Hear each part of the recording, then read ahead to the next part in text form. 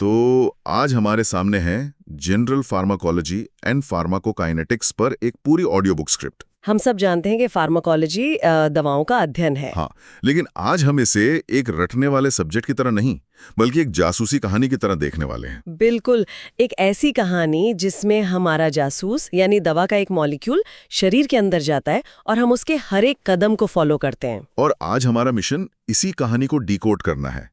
ये समझना है कि जब किसी मरीज को दवा दी जाती है तो पर्दे के पीछे असल में क्या चल रहा होता है। और ये जानकारी सिर्फ परीक्षा पास करने के लिए नहीं है, ये एक बेहतर डॉक्टर बनने के लिए बहुत जरूरी है। तो चलिए इस कहानी के पहले चैप्टर से शुरू करते हैं।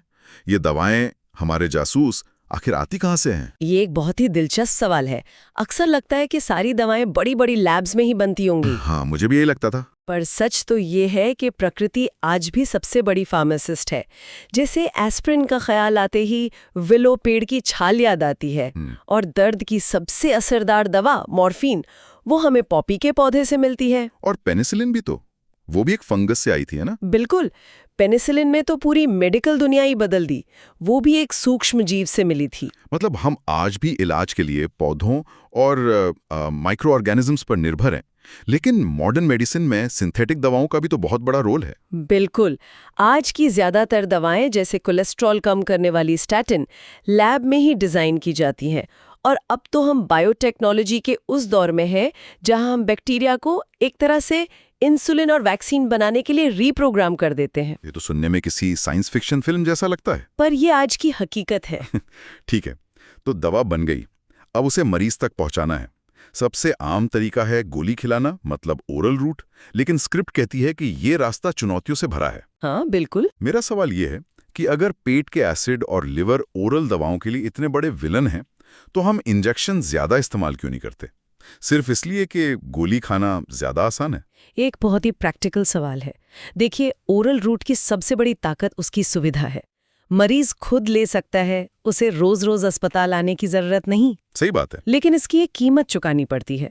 दवा पहले पेट के एसिड से लड़ती है, फिर उसे लिवर से गुजरना पड़ता है। लिवर एक चेक पॉइंट की तरह है, जिसे हम फर्स्ट पास मेटाबॉलिज्म कहते हैं। First pass metabolism. हाँ, यहाँ दवा का एक बड़ा हिस्सा शरीर में असर दिखाने से पहले ही निष्क्रिय हो जाता है। अच्छा, मतलब अगर हमने 100 mg दवा दी तो हो सकता है कि खून में सिर्फ 60 mg ही पहुंचे? बिल्कुल, इसीलिए हर दवा की ओरल डोज अलग अलग होती है। लेकिन जब हमें तुरंत और 100% असर चाहिए, जैसे हार्ट अटैक में, तब हम इन सब बाधाओं को बाईपास कर देते हैं। कैसे? सीधे हाईवे पकड़कर इंट्रावीनस यानी आईवी इंजेक्शन दवा को सीधे खून के हाईवे पर उतार देता है।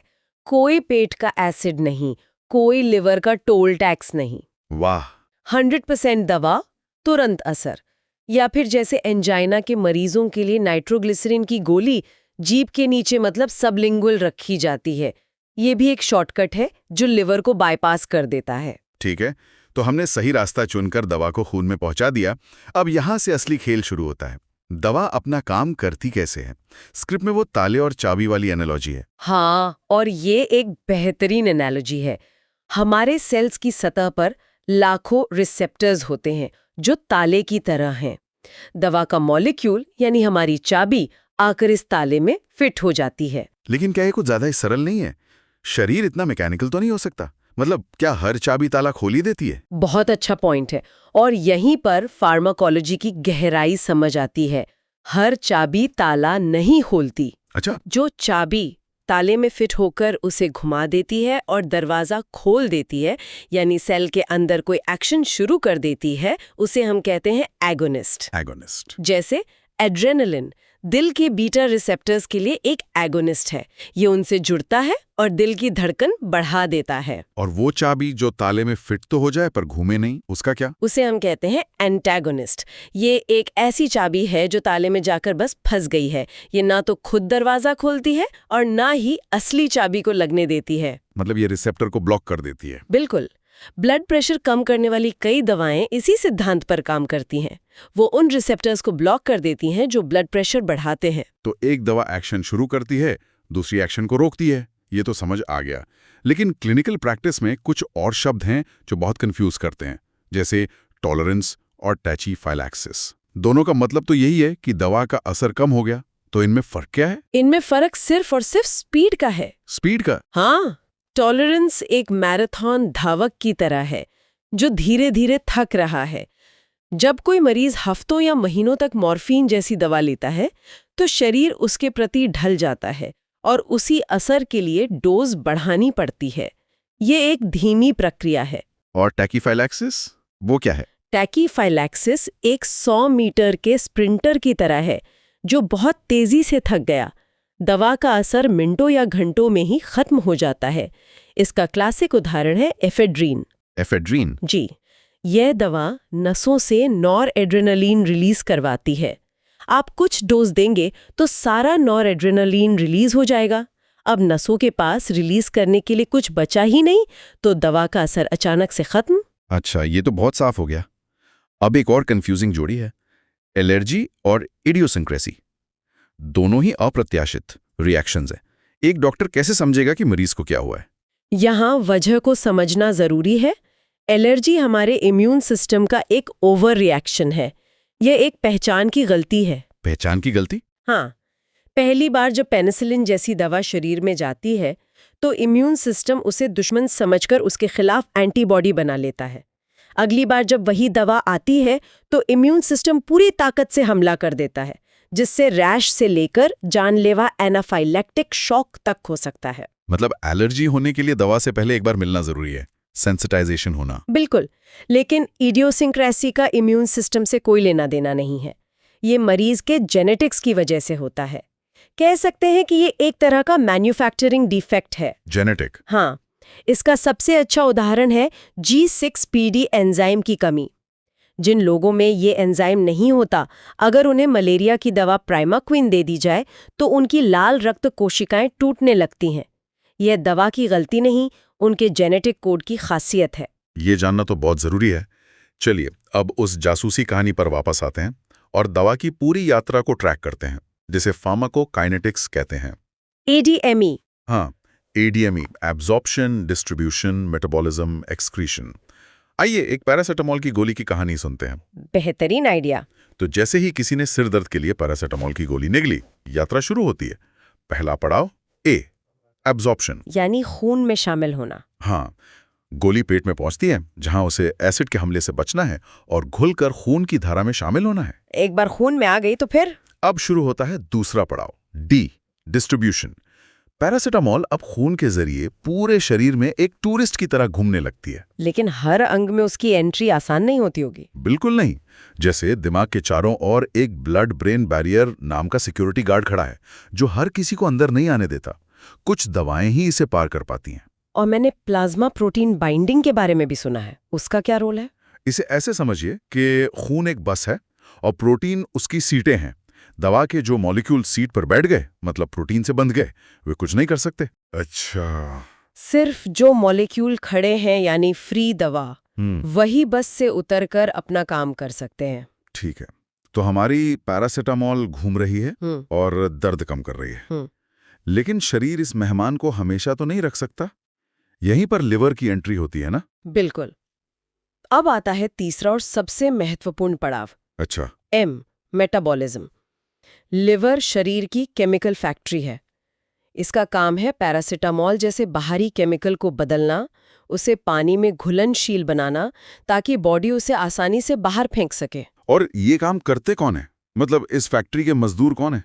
इस फैक्ट्री के सबसे मेहनती मजदूर हैं साइटोक्रोम P450 एंजाइम्स। ये एक पूरा परिवार है जो हजारों अलग अलग दवाओं को प्रोसेस करता है। लेकिन यहीं पर कहानी में सबसे बड़ा ट्विस्ट आता है। क्या ट्विस्ट? ये सिस्टम दूसरे ड्रग्स से बहुत ज्यादा प्रभावित हो सकता है। इसे समझना हर मेडिकल स्टूडेंट के लिए बेहद जरूरी है। ओके। पहली स्थिति है एंजाइम इंडक्शन। कुछ दवाएं जैसे टीबी की दवा रिफैम्पिसिन इस फैक्ट्री के मैनेजर को रिश्वत देकर, कह सकते हैं, काम की रफ्तार बढ़वा देती हैं। उससे क्या होगा? फैक्ट्री तेजी से काम करेगी और दूसरी दवाओं को जल्दी जल्दी प्रोसेस करके बाहर फेंक देगी। इसका एक बहुत ही क्लासिक उदाहरण है। बताइए। मान लीजिए कोई महिला गर्भ निरोधक गोलियां ले रही हो और उसे टीबी के लिए रिफैम्पिसिन भी दी जाए। रिफैम्पिसिन लिवर को इतनी तेजी से काम करने पर मजबूर कर देगी कि गर्भ निरोधक गोलियां असर दिखाने से पहले ही शरीर से बाहर हो जाएंगी। तो इसका नतीजा अनचाही प्रेगनेंसी। ये तो बहुत खतरनाक हो सकता है। जी, ये एक क्लासिक ड्रग इंटरैक्शन है। और दूसरी स्थिति है एंजाइम इनहिबिशन। ये उसका उल्टा होगा। बिल्कुल।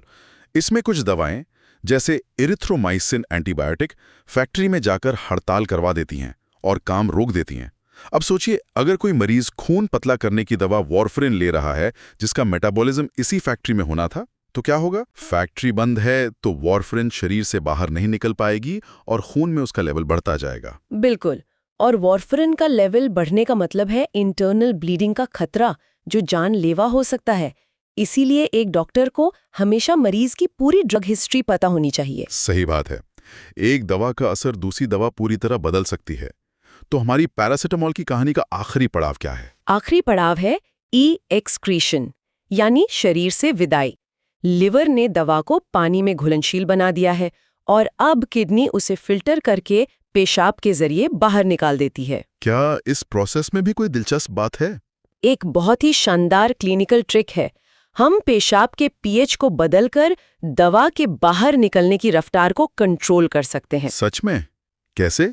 जैसे एस्पिरिन ओवरडोज के केस में, जो एक एसिडिक दवा है, हम मरीज को सोडियम बाइकार्बोनेट देकर उसके यूरिन को एल्कलाइन बना देते हैं। इससे एस्पिरिन तेजी से यूरिन में खिंचकर शरीर से बाहर निकल जाती है। कमाल है। ये तो एक जीवन रक्षक प्रक्रिया हुई।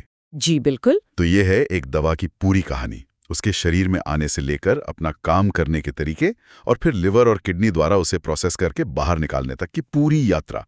इन सिद्धांतों को समझना ही एक सुरक्षित और असरदार इलाज का आधार है। बिल्कुल। ये सिर्फ थ्योरी नहीं है, ये हर मरीज के बेड साइड पर रोज इस्तेमाल होने वाला विज्ञान है। आज की इस पूरी चर्चा से एक सवाल मेरे मन में आ रहा है।